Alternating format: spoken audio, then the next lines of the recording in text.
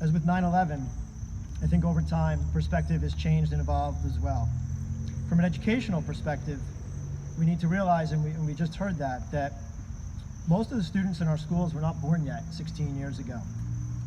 It's only our juniors and seniors that were born, and even those students were a few months old or maybe just more than a year old.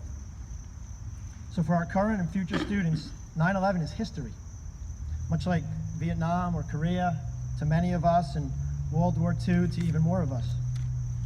So that's what makes education so important.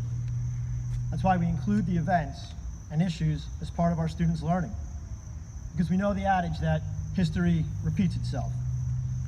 So having experienced the loss and the terror that we did that day, it's incumbent upon us to make sure that we educate our children and to ensure that history does not repeat itself.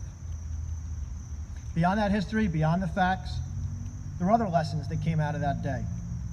We saw people come together, supporting each other, giving of themselves to help those in need, to help those who were suffering.